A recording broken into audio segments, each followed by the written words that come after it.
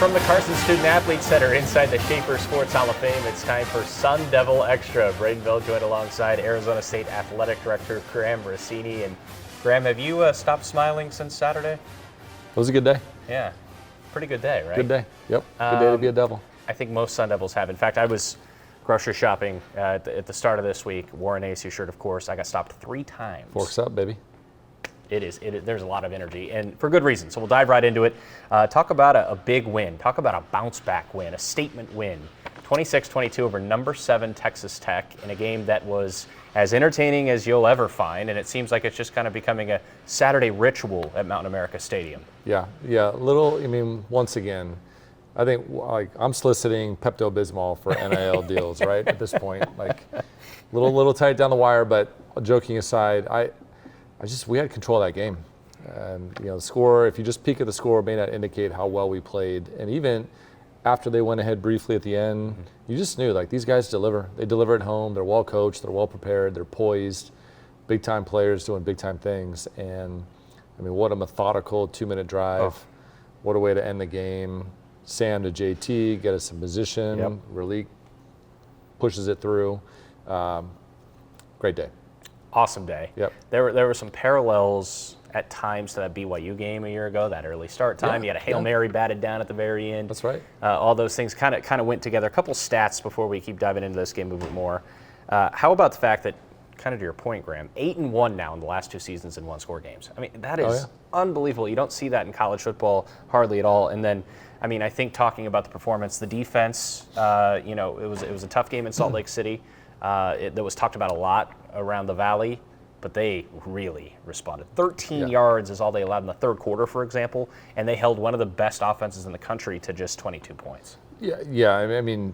Couldn't be prouder of the response from Utah. And Kenny said this immediately after the Utah game. He's like, guys, look, we got beat, and we got to use this to inform how we practice and how we prepare.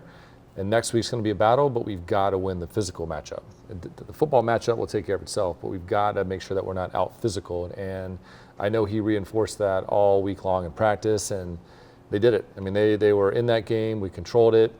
The defense, what an unbelievable response. It was cool to see Brian Ward right after the game, and just, I think, a sense of relief and pride kind of all mixed up into one. But the entire program, how they responded, the guys met the moment. Most importantly, what an incredible showcase game for the program on national television, Hall of Fame weekend. I know we'll touch on that, but most proud of the response, knowing how frustrating the week before was, and showing everybody that was an outlier. First time in several years that we've had a loss like that, so lopsided and so unfortunate. But a week later, hey, all is well in Sun Devil land, and we still control our destiny, most importantly. Yeah, 3-1 now in conference play, as you said, controlling their own destiny in the Big 12. And of course, in a 16-team conference, it gets really congested at times. But controlling your own destiny and knowing from here on out, if you win all your games, there's a good shot you're going to end back up where we all want, which of course is Arlington in early December. So a great win, obviously a win that will be remembered for a long time to come around these parts. A couple of Big 12 awards. Jordan Tyson was the Offensive Player of the Week after he had another Jordan Tyson game. 10 receptions, 105 yards, a touchdown in that great catch on 4th down where, Sam made an awesome play to get out of the pocket and throw it right on the money. But JT was incredible. And then how about Jesus again? Jesus Gomez, 4 for 4, kicking field goals. I know fans have been frustrated at times with the red zone offense, but they've got a kicker that you can count on now. And Jesus we trust. Once again, we just ice in his veins and delivers. And back to Sam and JT, I think the cool part is this is the game that we had circled all year long for obvious reasons. Coming off what we did last year, and early in the portal window, you could tell Texas Tech was really trying to level up, and they did. And we've had a tough schedule. It will continue to be a tough schedule, but that mid-October, mid-season, mid-conference slate game, clash of the Titans, and it was every bit that we imagined it would be. Sellout crowd, another one where the fans just brought the energy and really created this incredible home field advantage. But for Sam to have that performance, one of his best games as a Sun Devil, another legendary performance for him, arguably one of his best in maroon and gold. And then JT doing what he does, and then now you bring Jesus along for the ride, 4 for 4, drilling the field goals that he did. For your best players to perform on that stage, that is so cool, and it's hard to do, right? And we take it for granted that because these guys are getting paid now or because they're so well known that it's an automatic thing. They put in a tremendous amount of work. And in Sam's instance, to put in the rehab and get his body ready to go after having to miss Utah, which he was very open about, just the emotions behind that and feeling like he's letting his team down. But to make sure that he was physically and mentally ready to go perform at that stage and on that level, couldn't be proud of these guys. And just great day, great performance, and catapult us into a really big game against Houston this weekend. Yeah, and we'll touch on that Houston game in a moment, but obviously the aftermath of the Texas Tech game led to a field storming where chaos ensued. Obviously, there was a lot of excitement beating the number 7 team in the country in Texas Tech, but there are certain repercussions, I suppose, when that happens. You want to touch on? Yeah, we just got our reprimand from the Big 12. We got fined for the field rush, and yeah, that's comes with the territory, right? And we'll pay that. It's a sign of the times. I think where we'd like to shift the messaging to our fan base is celebrate us, celebrate what we've accomplished. A big part of the fine is that our fans are interfering with the visiting team getting off the field, and that's the part that just as an operator concerns you. You know, our responsibility is to make sure that the visiting team can get off the field safely and without incident. And it's just unfortunate that everybody wants the hot take on social. They want the quick video clip for TikTok or Instagram, and just you're interfering with athletes that are in a very emotional state after a loss like that. And ultimately, I think that's what created the fine, was that our students rushing the field got a little too close for comfort for the visiting team. There was not an injury, there was not an incident, but there's protocol that we're trying to follow. And we know that there's going to be these big celebratory moments where a field rush can happen.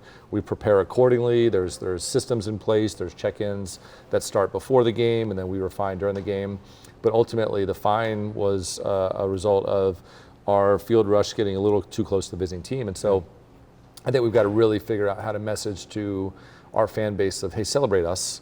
Get on the field with our team, celebrate with our players and coaches. Let's be pro ASU in the moment. It doesn't matter who we beat. It doesn't matter how we went about that. Let's let the visiting team get off and get on with their afternoon, and let's celebrate our accomplishment. And so I'm all for the field rush. We'll pay the fine. That's a core memory for ASU students, but a few bad actors can ruin it for the rest of the group. And so I think that's where we really want to be, in that position where hopefully we're doing this routinely, right? Yeah. And that's big wins at home and upsetting an opponent. We want to have that moment where people can celebrate with the program.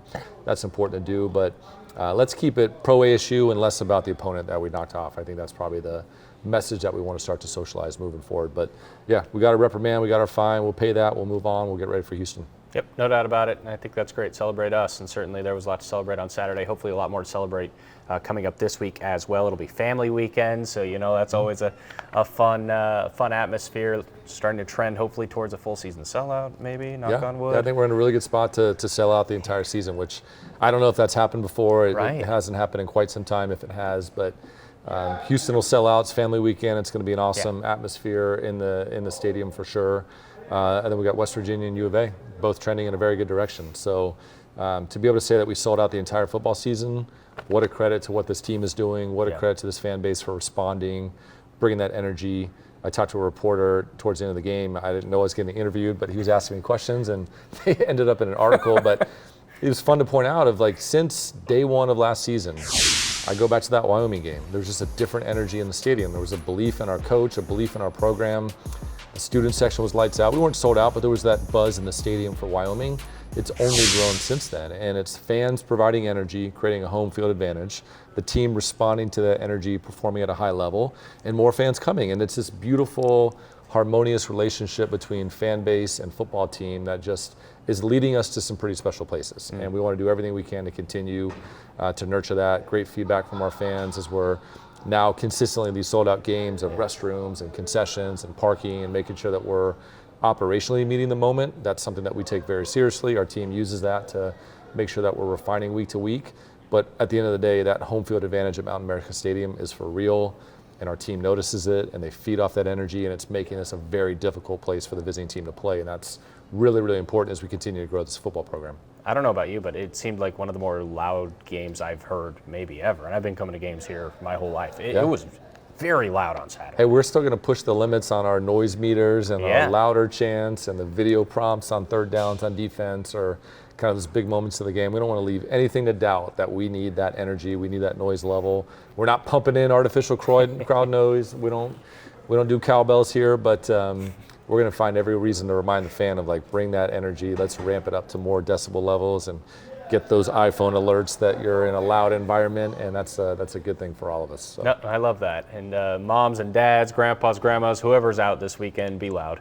5 p.m. kick, Yep. ESPN 2 against a 6-1 Houston team, and so you just beat a nationally ranked team in Texas Tech, but the schedule keeps on giving, right? Another opportunity to pick up a win against a good team. I mean, nobody can predict how teams are going to perform when you get the schedule. I don't think a lot of people were giving Houston the credit to be 6-1 at this point of the year, but it's a really well-coached team, great defense. It'll be a great challenge for us. They're coming in with a lot of momentum. They keep the focus on Houston. I like to see that. It's about what their program's building, what they're growing, not about who they're beating, and it'll be a fun game. Excited to have them in town, and nice to see year after year the elevation in that program as well. It just helps the brand of the Big 12 that we've got more of these programs. Look at what Cincinnati's doing early on in the conference slate. You look at some of the programs that are on the rise. It's a fun conference. It's challenging as a competitor. You know that there's no get right game. You got to be able to flush last week and prepare accordingly, knowing that they're coming in looking to make their own statement with a big road win. And so we can't overlook the name on the jersey. It's a good program, well-coached program, having success this year. And it's a credit to the quality of football that's happening in the Big 12, and it's just entertaining. I mean, just you kind of take yourself out of it individually, and you just understand that as a college football fan, this is one of the most entertaining conferences in America. It's going to be one of the most compelling races to get to the conference championship game of any of the conferences, and what a fun thing to be in the middle of. It's awesome. Yeah, I would say it's the closest to NFL-style football, right, where it might go down to the last possession of any conference. It often does, in the country, right? Yeah. It's an awesome league. We're loving it. Somebody's out there with a voodoo doll. We just don't know who it is yet, and it's just like there's a little. I don't know what the word is, but yeah, we'll keep grinding away. As long as they're on game our of side. Inches. It is a game of inches. I think we are learning that week in and week out. We'll get back to football in a moment, talk about the Hall of Fame weekend and all of that, because that was very exciting. But we finally get to address something that is official, right? And there was a lot of speculation, there was a lot of hype about Desert Financial Arena and what might happen there. Yesterday was announced a $100 million plan, a multi-year, multi-phase renovation of DFA. So we can speak on that finally, free and openly, and obviously a very exciting time. Yeah, really excited that we're underway. There's actually documents that went out today to the development community, architects, contractors, engineers that are going to be interested. We've got a lot of things already planned to begin next summer. That's been in the hopper for quite some time. Starting with kind of a bottom to top approach. We really want to look at every square inch of that facility, knowing that it's 50 years old, knowing that there's a lot of modern amenities that we want to introduce. And so excited to get that program out the gate. We're right behind it with a football practice facility. We've been refining the scope of that. Our coaches have had a chance to look at it. That's a really important priority as well. So yeah, football practice facility, Desert Financial Arena renovation. We've got to get a volleyball practice facility going. We need some broadcast infrastructure.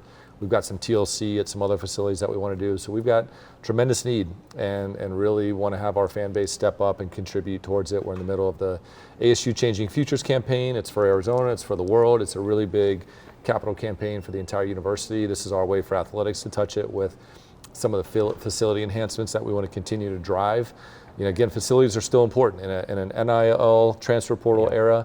Your physical plant still matters. We want a great place to have fan experience and home court advantages that lead to the outcomes that we're seeing in our football program and many others. And so we want to really make sure that we're able to compete in all aspects of college sports today. So really excited that the DFA news is out there. We've got other things that will follow that quickly with the priorities that I mentioned, but excited to begin that in earnest next summer and keep pushing the limits on what we can do here within the athletic department. Always moving forward, always momentum, it seems like, on these shows, and just another example of that in the renovations to Desert Financial Arena and the football practice facility as well.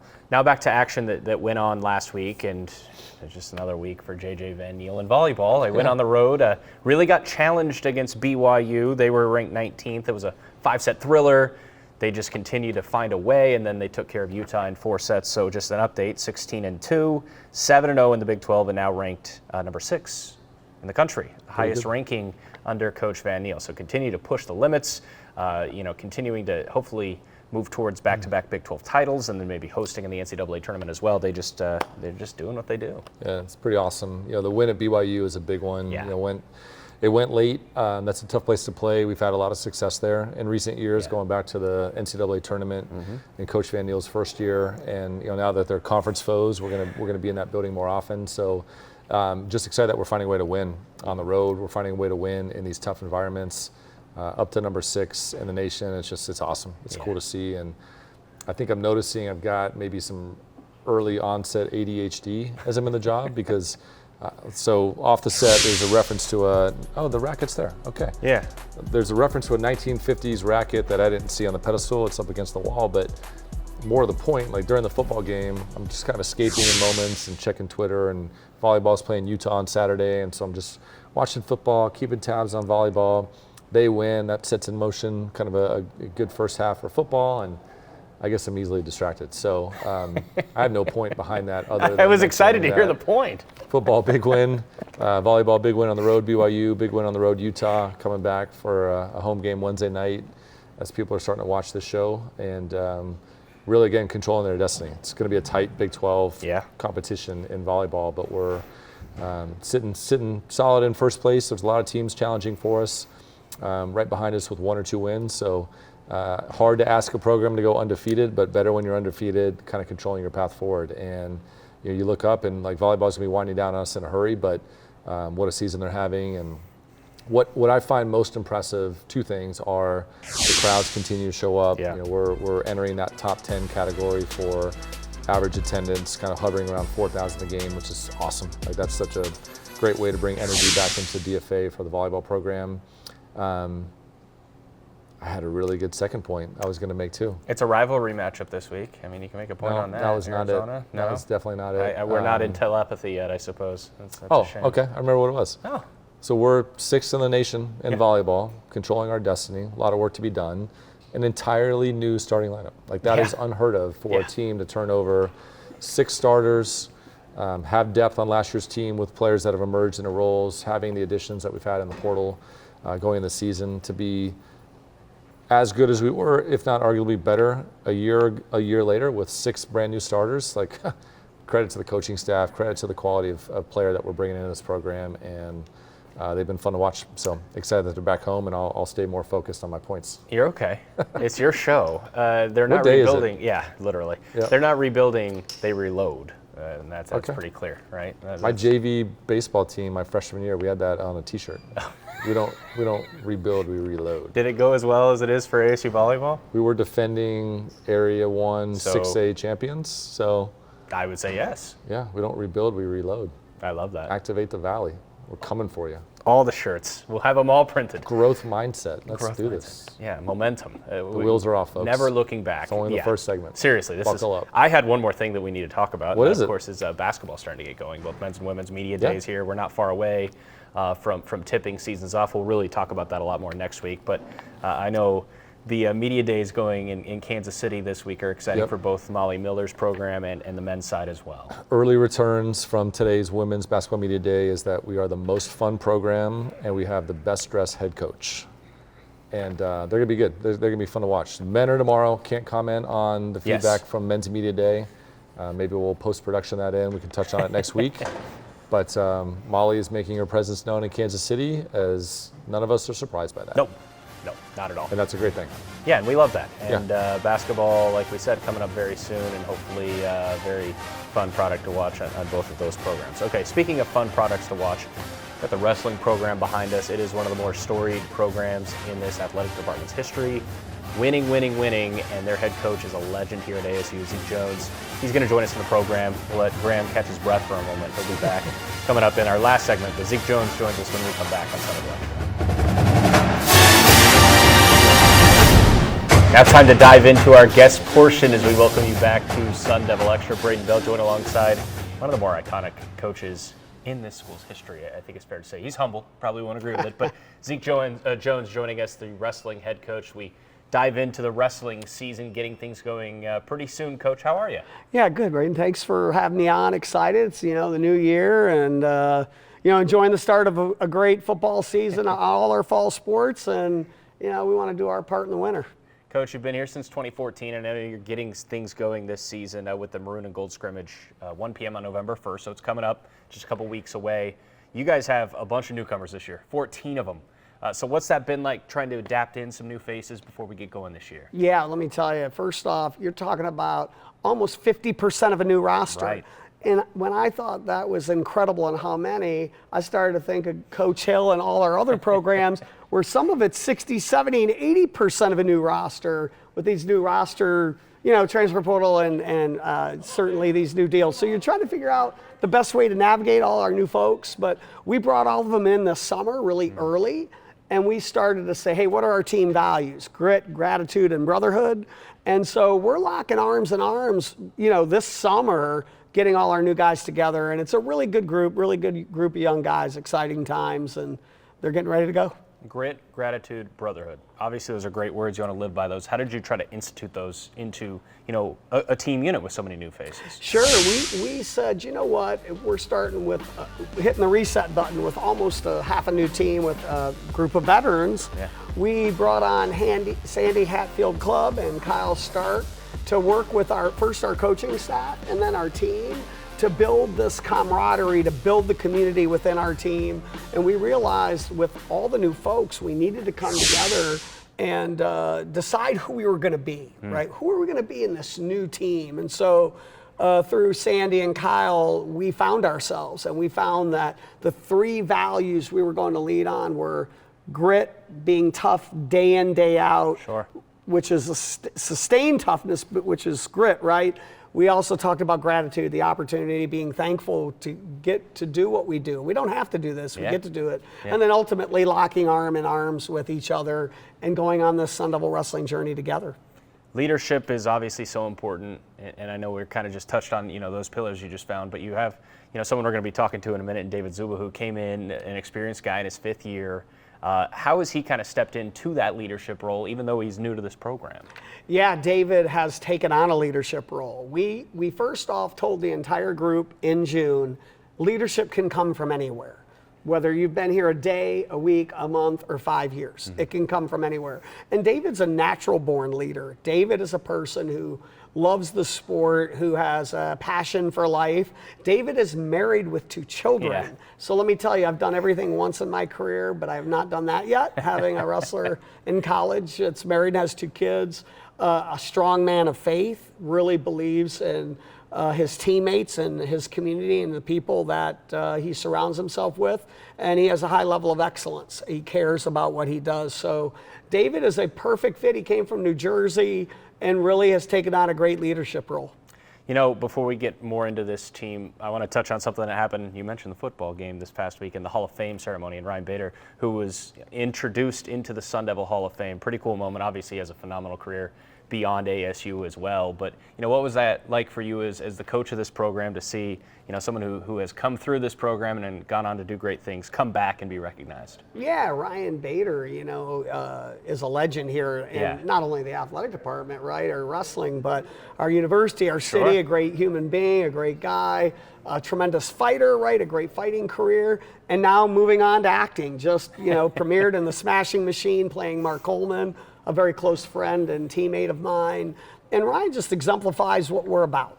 He is that grit, gratitude, and brotherhood guy, right, who really cares about the program and his family. Guy's a beast, right? He's won so many fights, and but the greatest human being, too. So he's been able to blend this fantastic life of wrestling, fighting, in our community, and he's just a great Sun Devil. It was cool to see his posts after as well on social media. You could tell it meant a lot to him, obviously, being back at Mountain America Stadium on Saturday as well.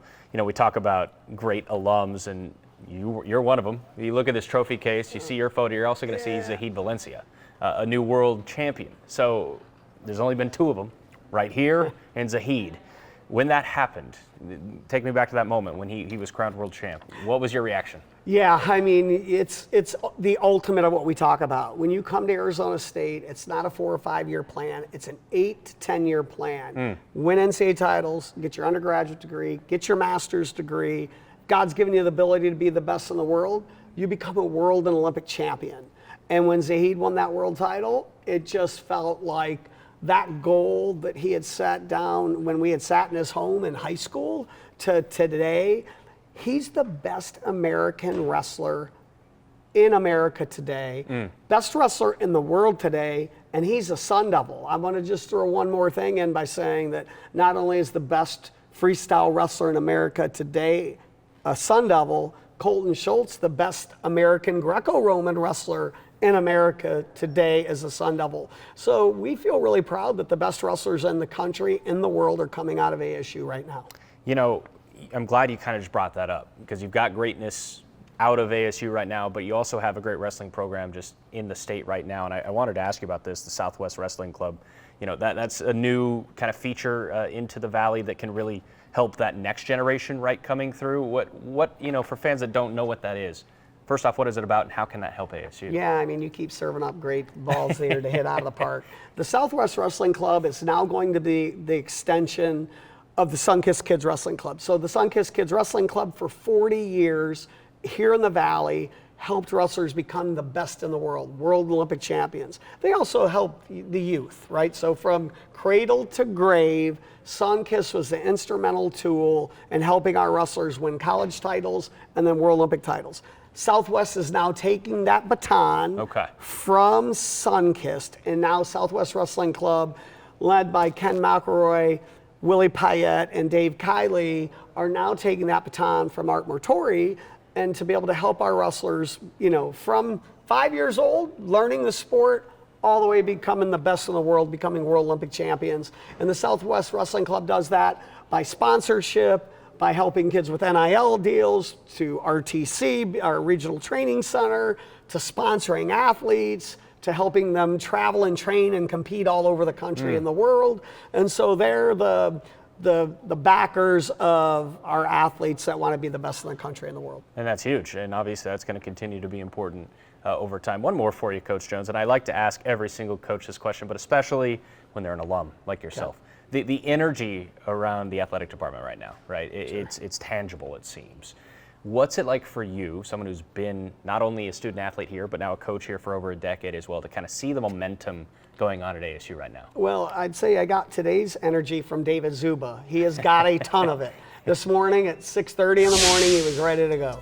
I would say, though, you know, the history and tradition of our athletic department, you know, it tells you everything, right? From Reggie Jackson to the greatest athletes in the world today, right? To just the ones that have really competed at the highest level. Their energy is here. It's because Graham Rossini, who was actually my supervisor prior to becoming the athletic director, you know, who has been around wrestling for many, many years prior to becoming our AD, gets it. He understands that we have athletes that want to do it in the classroom, on the wrestling mat, on the field of play, and in life. We're really bringing really good people that want to learn and grow here. Nobody's perfect. We're just trying to become a better version of ourselves, and the Sun Devil Nation gives us that opportunity. Our community gives us the ability to do that.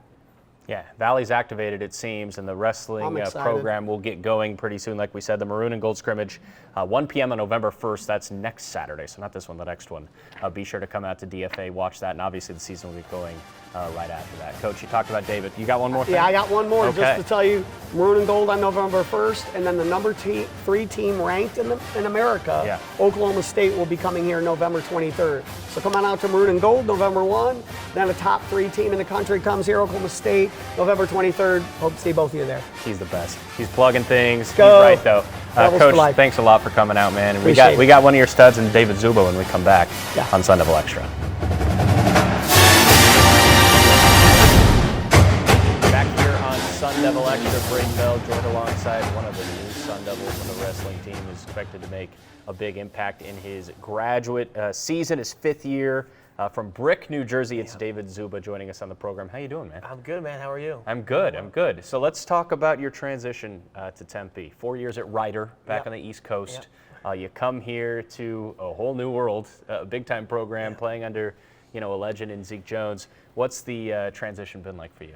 It's been awesome so far. It's very welcoming. Everyone's been so just thankful that I'm here. You know, we all want to do the same thing and all win. So it's been, some people who transfer, they have a hard time, fitting in with the team. But I feel like as soon as I came here, they all treated me with respect, and they all welcomed me with open arms. It's been absolutely awesome.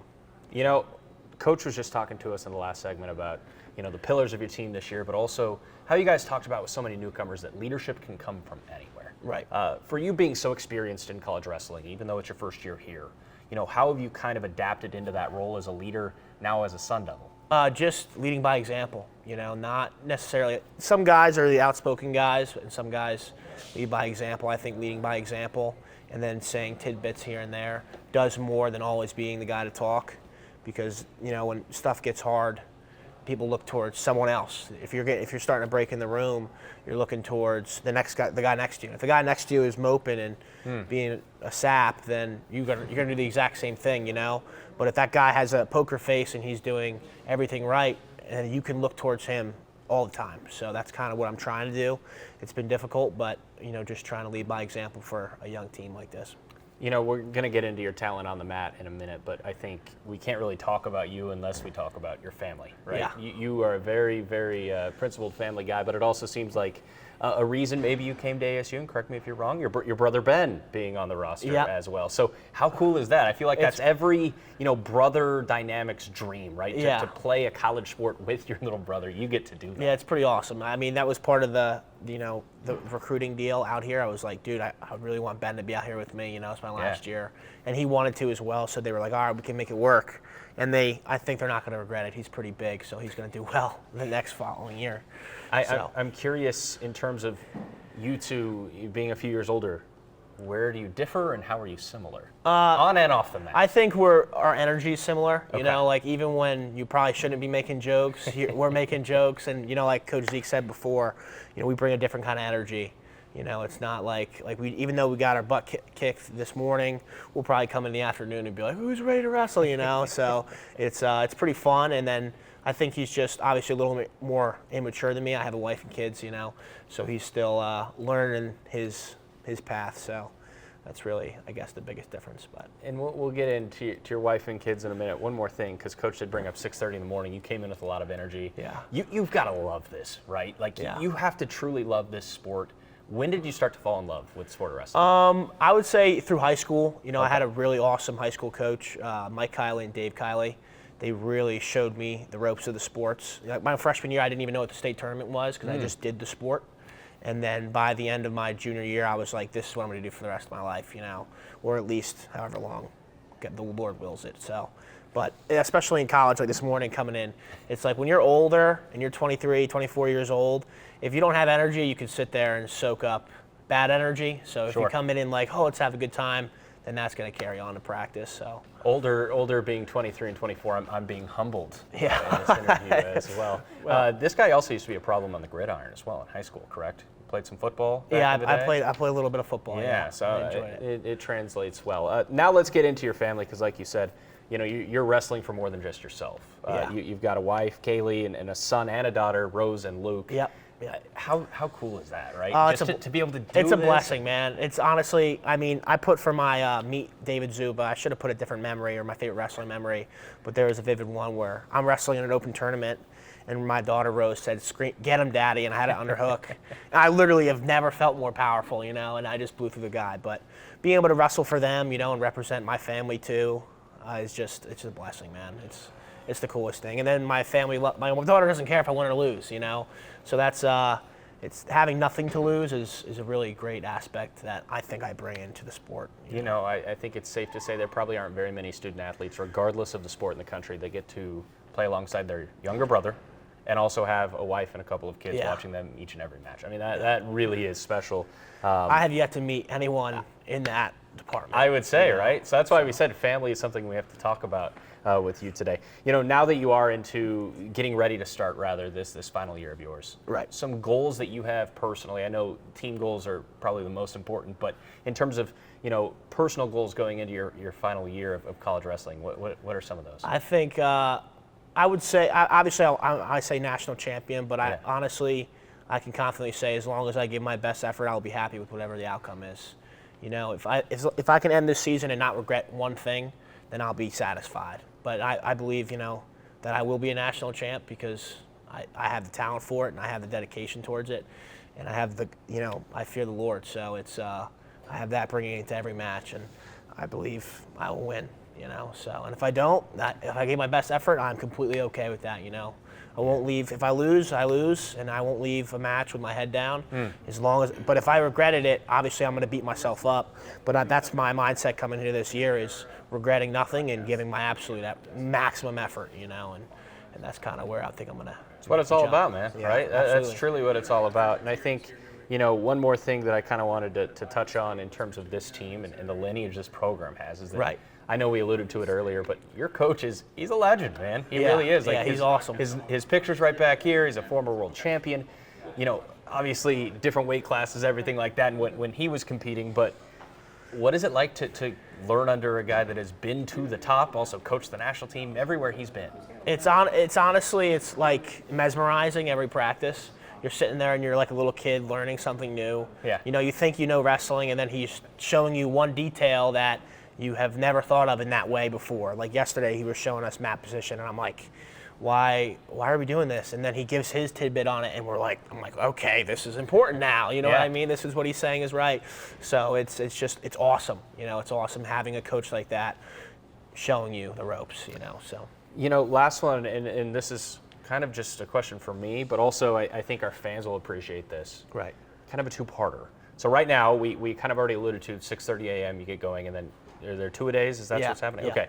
So take me through a day in the life of training right now, like right before the season starts, but then also a day or two before a meet day, like when you guys get going. So for me, it's a little different because I'm a little underweight, but normally, you wake up, you get something in, banana, protein bar, and you hydrate, make sure you're hydrated before practice, get in, and you wrestle hard, you lift hard, you come back, you get a shake, you get a meal, and then you're either napping, doing homework, and then you're going right back to practice at 3 o'clock, which is a pretty, general 9 to 3 is a decent amount of time before practices, but it's a quick turnaround for some. I mean, the guys cutting weight I give a lot of credit to because they have a lot less energy, and they probably hate me sometimes because I bring so much.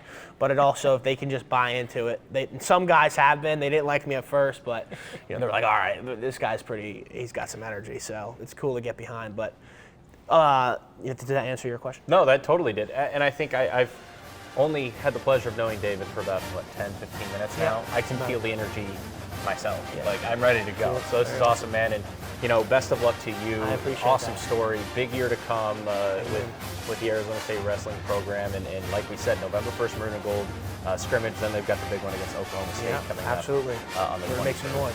Should be a lot of fun. Thanks a lot for joining us. Thank you so much. We'll be back to wrap things up with Graham Rossini when we return. All right. Go Sun Devils.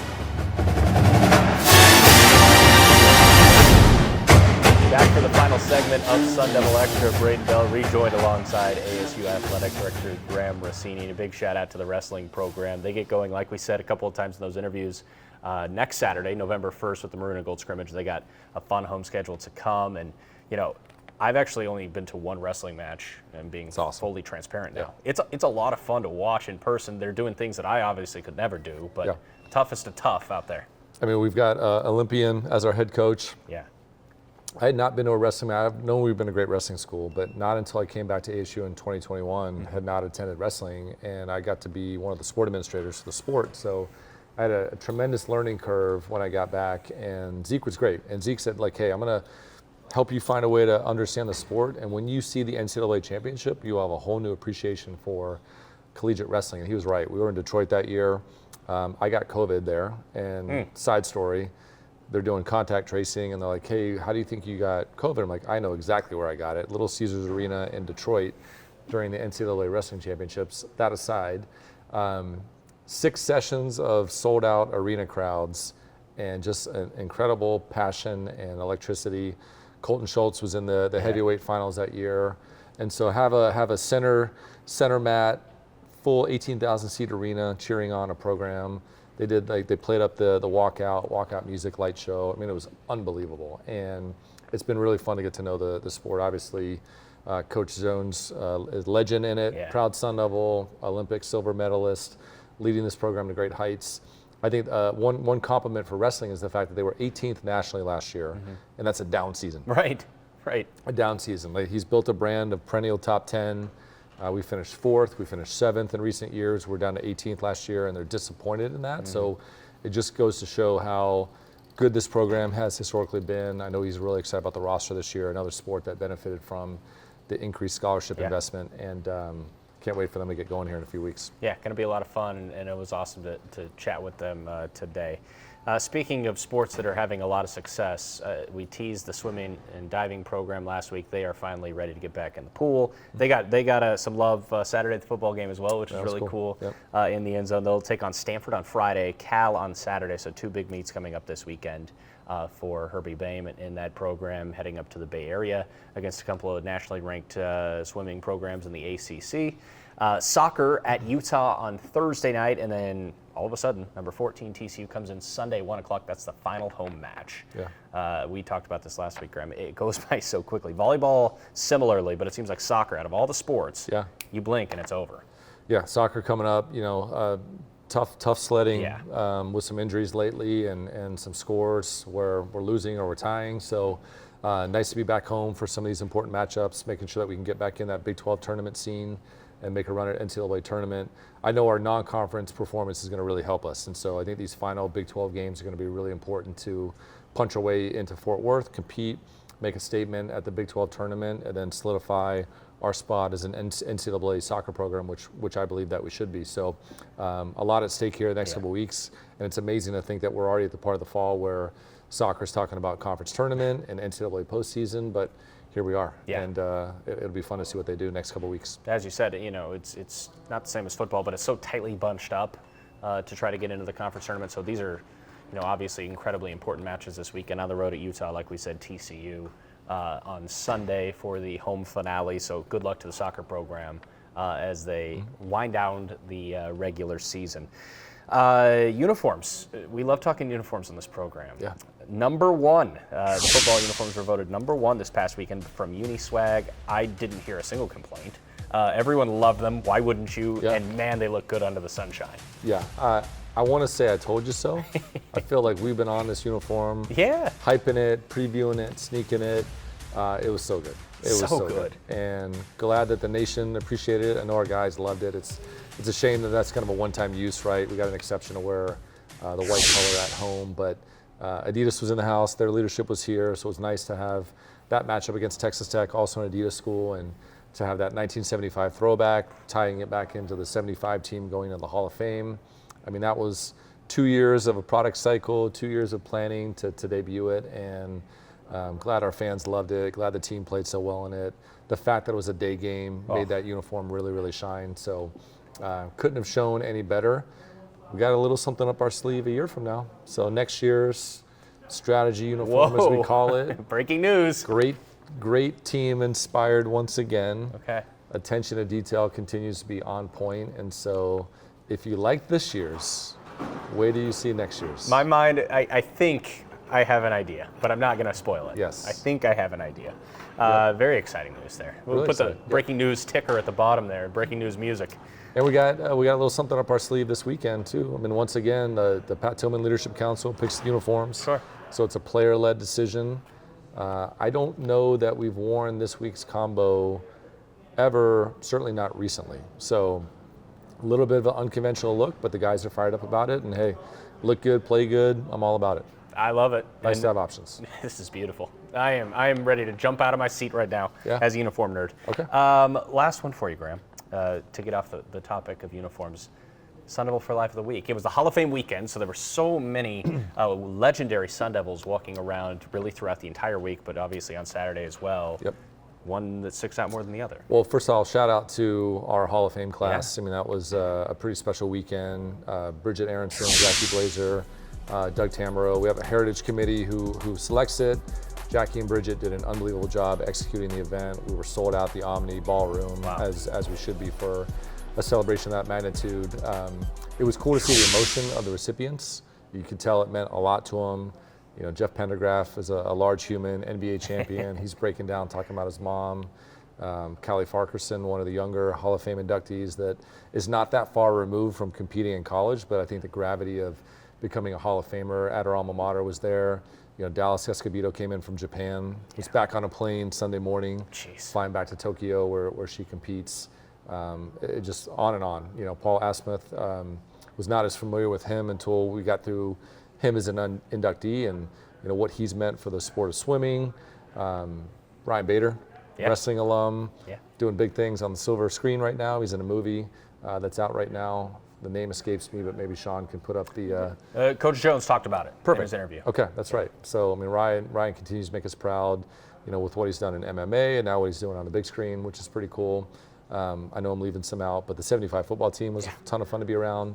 All that said, unbelievable weekend for Hall of Fame, but Brandon Ayuk on the sidelines for the football game. Why not? And so when you got NFL Devils in the house, I know he's injured right now, so maybe he had a better chance to get back here, but great to see him. I know him and JT have hit it off as well, which is a pretty cool dynamic. And again, like what a beautiful part of our environment where our current Devils in any sport have access to these Hall of Famers, to these pro athletes, to these, you know, world-class athletes that they can pick their brain and they can really learn from their experience and what we're doing here. So really cool for Brandon to be back on campus and supporting the Sun Devil football team, and I know our fans got a kick of seeing him back on campus as well. Wide receiver 1 for the 49ers, connecting in close with wide receiver 1 for right now the Sun Devils, but sometime in the future, wide receiver 1 for an NFL franchise. Absolutely. We don't know who. Pretty good chance. One day. Yes, I would say he's odds good. He's very good. Breaking news, he's good. You're good too, Graham. This is a fun show today. I mean, I don't know if I'm exhausted or hungry. Maybe a little bit of both. I didn't eat lunch today.